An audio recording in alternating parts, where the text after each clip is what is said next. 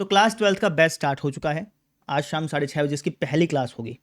ठीक है, जिन बच्चों ने बैच बाय नहीं किया वो अभी भी कर सकते हैं और हमसे जूम पर 1 to 1 पढ़ सकते हैं। जैसे कि आपको साइड वाली फोटो में दिख रहा होगा, या तो इस तरफ दिख रही होगी फोटो या फिर इस तरफ दिख रही होगी। उस फोटो में जैसे आप देख सकते हैं कि मैं हूँ, है ना, मुझे बच्चे दिखाई दे रहे हैं, सुनाई दे रहे हैं, तो वैसे ही जूम क्लास के अंदर होता है। ठीक है, 1 to 1 इंटरेक्शन होता है। जिन बच्चों ने बैच बाय नहीं किया तो बाय कर सकते हैं। अब बात करते हैं इस क्लास की। तो इस क्लास के अंदर हम क्या डिस्कस करने वाले हैं? इस क्लास के अंदर हम सिलेबस डिस्कस करने वाले हैं कि क्लास 12th का जो मैथ है उसका सिलेबस क्या है ना, किस तरीके से हमें उसको पढ़ना है, आपको किस तरीके से पूरे साल पढ़ना है, आपको किन बातों को ध्यान में रखना है। ठीक है ना, वो सारी बातें हम इसके अंदर रखेंगे। इसे ओरिएंटेशन एक तो मेरी इंग्लिश भी खराब है। इसे है ना ओरिएंटेशन सेशन बोलते हैं भाई, इंट्रोडक्शन क्लास बोलते हैं। ठीक है, इंट्रोडक्शन क्लास में क्या होता है कि आपको बताया जाता है कि भाई पूरे साल हम किस तरीके से काम करने वाले हैं। ठीक है, तो वही चीज़ मैं आपको बताने जा रहा हूँ। ठीक है ना, देखिएगा।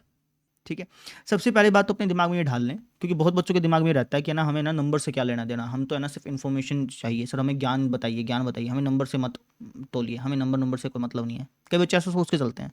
तो ऐसी अवधारणा जो है ना आपकी, वो गलत है बेटा।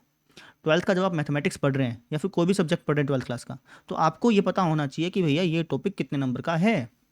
ठीक है, ये पता होना बड़ा ज़रूरी है। क्यों बड़ा ज़रूरी है वो बताता हूँ। क्योंकि अगर आप ये सेकंड चैप्टर देखेंगे ना, ये जो सेकंड चैप्टर है, कई बच्चे इस पे एक एक महीना लगा देते हैं, लेकिन अगर आप इसकी वेटेज सुनेंगे तो ये सिर्फ 2 नंबर का चैप्टर है बेटा। सिर्फ 2 नंबर का चैप्टर है और उसके इस 2 नंबर को पाने के लिए कई बच्चे इस पे एक महीना वेस्ट कर देते हैं। ठीक है, मैं ये नहीं कह रहा हूँ कि भैया इस पे एक महीना मत लगाइए। ठीक है, हाँ ये तो कह रहा हूँ कि एक महीना मत लगाइए, वो तो बात कह रहा हूँ। मैं कह रहा हूँ कि यार आप नंबर के अकॉर्डिंग टाइम लगाइए ना। जैसे 2 नंबर का चैप्टर है तो आप इस पर एक महीना थोड़ी लगाओगे, आप इस पर कम से कम 10 दिन लगा लो, बस काम खत्म, अगला चैप्टर करो। समझ में आ गई?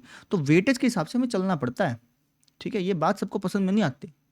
ठीक है, सबको सिर्फ वो ख्याली वाली बातें अच्छी लगती हैं कि भाई नॉलेज इज़ द पावर, ऐसी ऐसी बातें अच्छी लगती हैं। लेकिन मैं आपको बता रहा हूँ सत्य बात, प्रैक्टिकल बात ये है कि आप नंबर के अकॉर्डिंग पढ़ाई करिए। ठीक है ना, क्योंकि हमारे पास टाइम ज़्यादा नहीं है, टाइम हमारे पास 1 साल है। 1 साल में हमें कंप्लीट सिलेबस करना भी है, उसको रिवाइज भी करना है, टेस्ट भी देने हैं।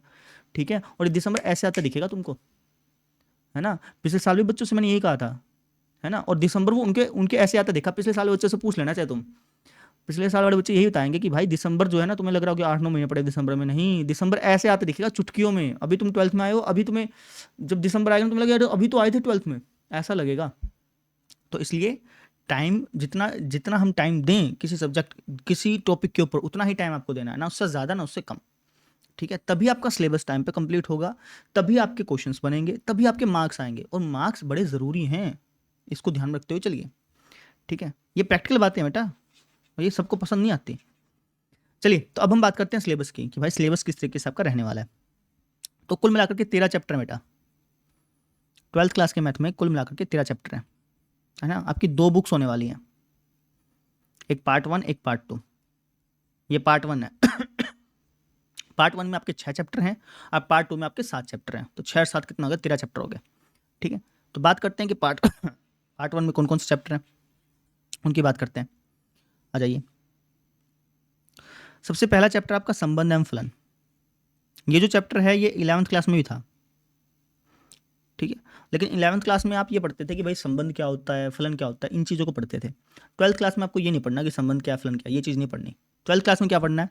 12th क्लास में आपको पढ़ना है कि भाई संबंध के प्रकार क्या हैं, फलनों के प्रकार क्या हैं। मेन मुद्दा आपको ये पढ़ना है। ठीक है, संबंध के 3 प्रकार होते हैं, फलन के 2 प्रकार होते हैं, तो उनसे संबंधित आपसे प्रश्न पूछाते हैं, और यही सेम प्रश्न आपको एग्जाम में दिखेंगे। ठीक है, एक संबंध आप इसके अंदर पढ़ेंगे जिसका नाम होता है तुलता संबंध। जो मैं लिखवा रहा हूँ ना, अपनी बुक पे लिखते रहें, पेंसिल से लिख लें, लेकिन लिख लें और पेंसिल से लिख लेना। तो जैसे एक संबंध होता है तुलता संबंध, ठीक है ना, तुलता संबंध वाला एक एग्जाम में सवाल आता ही आता है।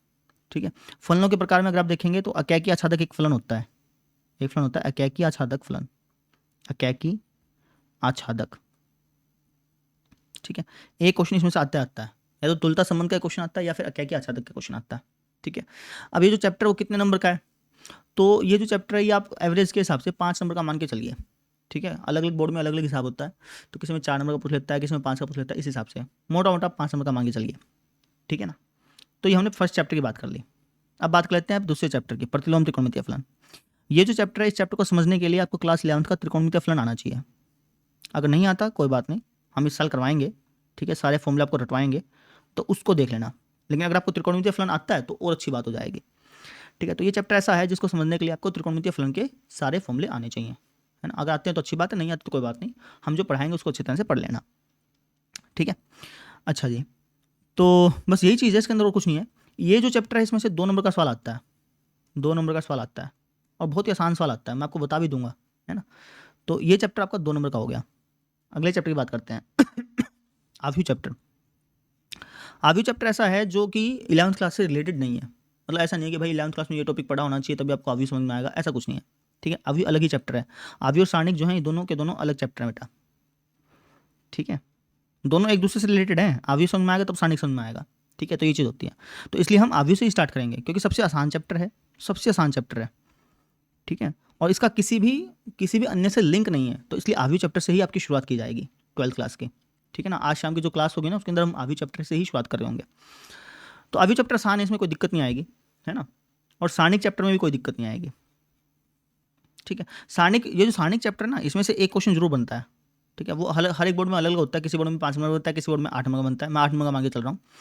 तो सारणिक वाले चैप्टर में से एक 8 नंबर का सवाल बनता है। कौन सा वाला सवाल बनता है? आव्यूह विधि वाला। जब आप ये सारणिक चैप्टर करेंगे ना तो आपको एक सवाल दिखेगा आव्यूह विधि, ये सवाल आपका बनेगा ही बनेगा, तो इसको आपको अच्छी तरह से रटना है और हम आपको रटवा देंगे, चिंता मत करिए, ठीक है। फिर हम आते हैं मेन चैप्टर्स पे, 5वां चैप्टर, 6ठा चैप्टर, 7वां चैप्टर, 8वां चैप्टर, 9वां चैप्टर, ये याद रख लें। 5वां, 6ठा, 7वां, 8वां, 9वां, ये 5 चैप्टर ऐसे हैं जो कि मोस्ट इंपॉर्टेंट है, इनको हम बोलते हैं कैलकुलस, ठीक है। ये 5 चैप्टर आपको अच्छी तरह से तब समझ में आएंगे जब आपको क्लास 11th का सीमा और अवकलज वाला चैप्टर आता हो। अब कहें सर हमने तो पढ़ा नहीं, कोई चिंता नहीं है। मैं ये कह रहा हूँ कि भाई इस पिछले साल जो बैच था ना उसके अंदर बहुत बच्चे ऐसे थे जिन्होंने 11th क्लास में कुछ पढ़ा ही नहीं था, कुछ भी नहीं पढ़ा था, लेकिन फिर भी उनके इस साल बहुत अच्छे नंबर आने वाले हैं, ठीक है। तो अगर आपने सीमा और अवकलज पढ़ रखा है अच्छी बात है, नहीं पढ़ रखा कोई दिक्कत नहीं है, हम जो पढ़ाएंगे उसको अच्छी तरह से कर लेना, ठीक है ना। प्रॉपर ढंग से पढ़ाएंगे, हम यही मान के चलेंगे आपने 11th क्लास में कुछ नहीं पढ़ा, उसी अप्रोच से हम पढ़ाने वाले हैं, ठीक है। तो आप चिंता मत करें। तो सबसे पहले बात करते हैं 5 चैप्टर की, सातत्य और अवकलनीयता, ठीक है ना। अब ये जो चैप्टर है, ये 5 चैप्टर की आपको पहले बताता हूँ बात। ये जो 5 चैप्टर हैं कुल मिलाकर के 45 नंबर के आते हैं, कुल मिलाकर के। अब हर एक चैप्टर का अलग अलग सिस्टम है, किस चैप्टर में से 6 नंबर का पूछ लेता है, किसी में से 4 नंबर का पूछ लेगा, किसी में 2 नंबर पूछेगा, इस तरीके से होता है, ठीक है। तो ये चैप्टर थोड़ा लेंथी जरूर है ना, लेकिन ये चैप्टर आपसे प्रैक्टिस मांगता है। आप क्वेश्चन की प्रैक्टिस करते जाएं, यह चैप्टर आपको आसान लगने लगेगा, ठीक है। इसमें प्रैक्टिस करनी पड़ेगी, ठीक है। थ्योरी पार्ट इसमें कुछ नहीं है, इसमें सिर्फ प्रैक्टिस करनी पड़ेगी। अवकलज के अनुप्रयोग, इसमें से इस टॉपिक से सवाल आता है, इस टॉपिक से पक्का एक बड़ा सवाल आता है, 6 नंबर का, 5 नंबर का, इस तरीके से मान के चलिए, ठीक है। मैं 5 नंबर का मान के चल रहा हूँ, तो इसमें से एक सवाल उच्चतम और न्यूनतम का आएगा ही आएगा, ठीक है। तो ये तो हमने बात कर ली फर्स्ट बुक की। अब हम बात करते हैं सेकंड बुक की। सेकंड बुक में जो 7वां चैप्टर आपका स्टार्ट होता है वो होता है समाकलन, ठीक है। समाकलन चैप्टर सबसे लेंथी चैप्टर देखा जाए तो, है ना। इसके अंदर 10 टॉपिक आपको पढ़ने होते हैं, भूमिका, समाकलन को अवकलन के व्युत्क्रम प्रक्रम से, है ना, बहुत सारी चीज़ें हैं इसके अंदर। आसान चैप्टर है, प्रैक्टिस मांगता है। अवकलन के अनुप्रयोग, समाकलन के अनुप्रयोग, ये समाकलन पढ़ोगे तभी आपको समाकलन के अनुप्रयोग समझ में आएगा, ठीक है। ये भी आसान चैप्टर, को दिक्कत नहीं आएगी। अवकल समीकरण, ये मोस्ट इंपॉर्टेंट चैप्टर है कॉलेज की दृष्टि से, कॉलेज में ये चैप्टर बड़ा इंपॉर्टेंट हो जाएगा, इसके ऊपर एक बुक बन जाएगी पूरी, ठीक है। तो अच्छी तरह से आप पढ़ लें अवकल समीकरण को, ठीक है। अब बात कर लेते हैं सदिश बीजगणित की। सदिश बीजगणित और त्रिविमीय ज्यामिति, ये 2 चैप्टर ऐसे हैं ये आपको तब समझ में आएंगे अच्छी तरह से जब आपने कक्षा 11 की सरल रेखा पढ़ रखी हो। अगर कक्षा 11 की सरल रेखा नहीं पढ़ी, सरल रेखा वाला चैप्टर नहीं पढ़ा तो कोई दिक्कत नहीं है, जो हम पढ़ाएं उसको पढ़ लेना बस, ठीक है ना। आपको समझ में आ जाएंगे दोनों चैप्टर, कोई दिक्कत आएगी नहीं, ठीक है ना। इसमें रेखा से संबंधित ही है सारी चीज़ें, और कुछ इसमें खास है नहीं। रैखिक प्रोग्राम, इसमें से एक क्वेश्चन बनता है 8 नंबर का बनता है। यूपी बोर्ड की बात करूँ तो, बिहार बोर्ड की बात करूँ तो 5 नंबर का इसमें से एक सवाल बनता है, ठीक है। फिर हम बात कर लेते हैं प्रायिकता की। प्रायिकता चैप्टर में से भी अगर आप व्यक्ति चैप्टर में दोनों बिहार बोर्ड और यूपी बोर्ड दोनों की बात करूँ तो 5-5 नंबर का सवाल बनते हैं, ठीक है। अन्य बोर्ड्स में भी ऐसा ही है, एमपी बोर्ड में बात करें तब भी 5 नंबर का सवाल बनता है, ठीक है। तो इस तरीके से आपका जो पूरा मैथ है वो मैंने आपको बता दिया कि भाई वो जो पूरा मैथ है वो कौन सा चैप्टर किस नंबर का है, क्या चीज़ इंपॉर्टेंट है, ये चीज़ बता दी। जैसे प्रायिकता की बात करूँ तो प्रायिकता में बेस थ्योरम इंपॉर्टेंट है, बेस थ्योरम में से एक सवाल बनता है, ठीक है। तो इस तरीके से हमने पूरे मैथमेटिक्स को डिस्कस कर लिया, ठीक है। अब ये जो पूरा मैथमेटिक्स है इसको हम किस अप्रोच से पढ़ेंगे वो मैं आपको बताता हूँ।